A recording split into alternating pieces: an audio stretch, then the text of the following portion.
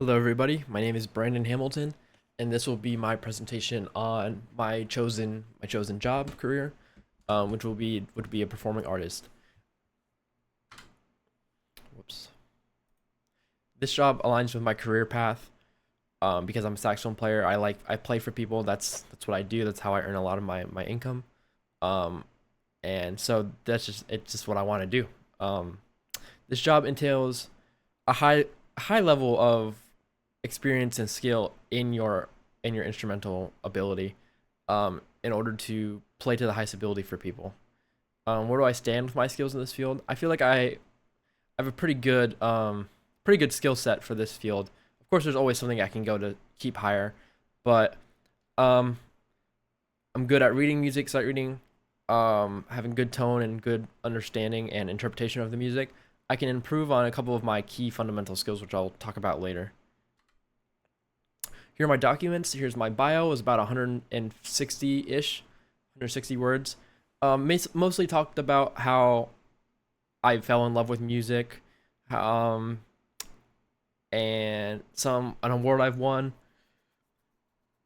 and my experience in ensembles throughout college, and basically how my goal is to bring music to people and play to the highest standard, and give people the feeling of music that music gives me. In my CV, I talked about all the stuff that I have experience in, even if it's outside the scope of a directly of performing artist. Um, like I'm a piano technician and tuner. I'm also a brass and woodwind technician. So I put that in there to kind of it gives me a little bit of versatility. So even if I end up not getting hired based on my musicianship or like I guess skill level of my audition or whatever, if they need a piano tech or a woodwind tech, it's also on there. I also put my education and where I've taught because that can also be helpful. Let me not play that. Whoops. Here's my resume. Essentially the same thing as what I did on my CV, but more towards being a saxophonist and a performing artist directly. So I didn't mention the brass and woodwind repair or the piano tech or tuner aspect. Um, Here's my portfolio. I have a little clip from Control and Aria, but for time's sake, I'm not gonna play that. It would be a little 30-second clip, but for time's sake. I put some clips from recent concerts, a photo shoot I have with my buddy, and actually from a studio recital 2 years ago. I would put more video clips, but like I said, for time's sake, I'm not including them all in here. My SWOT analysis.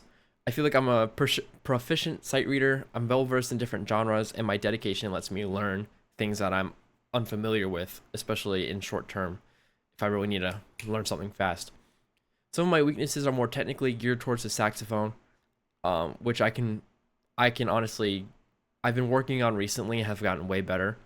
But just utilizing good practice ethic and practice technique, I can overcome those pretty fast.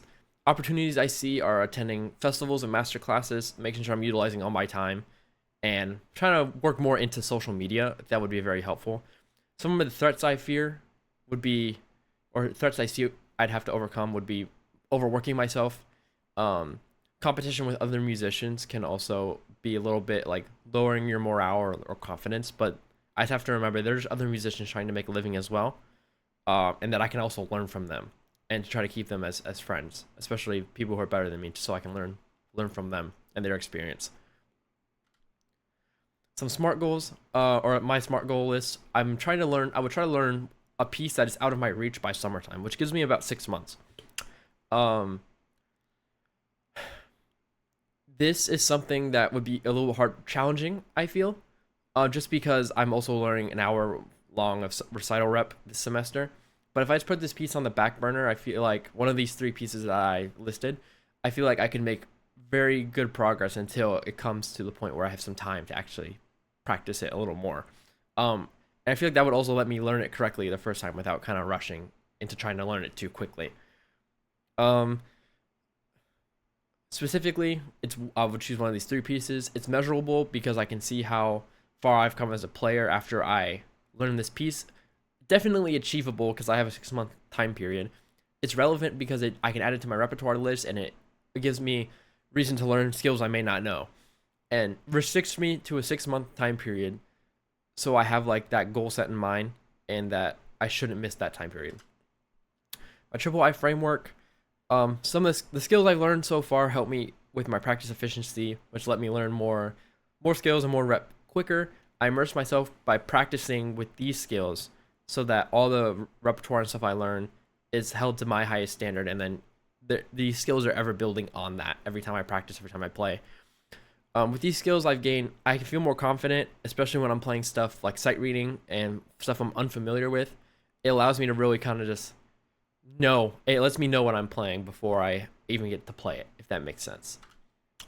Who am I becoming? I'm becoming a performing artist. Um, I feel like the skill set I have right now is pretty good. Of course, I can always go to the next level.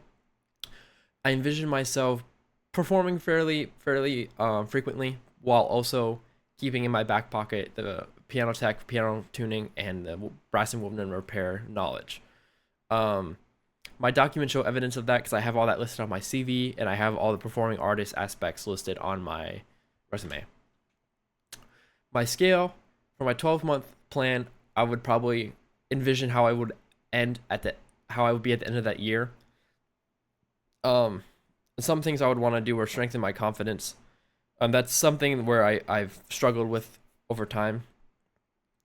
I feel like my practice technique and my practice technique and sight reading would put me in a very good spot for my alignment with my career, and that can also backpedal and help me with my confidence once I feel like my sight reading is good, which I feel like it is, but I feel like it needs to be better.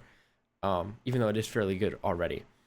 Leverage, I can post more on social media and go to festivals and stuff, meet and connect with other players and learn from them, even though I'm not directly learning from them. Even just playing with them teaches me a lot. Execution, if I just keep dedicated practice, even when I'm not sure I feel like it, I feel like that will definitely push me ahead. How will I live at the level of the opportunities I seek? By always holding myself accountable and holding myself to the highest standard. Instead of preparing for an audition, hold myself to where I want an audition, what level of an audition I want to take up, right? How will I reset after a setback? Stuff happens. You won't win every audition. After that, you can use it as a learning experience and then reset.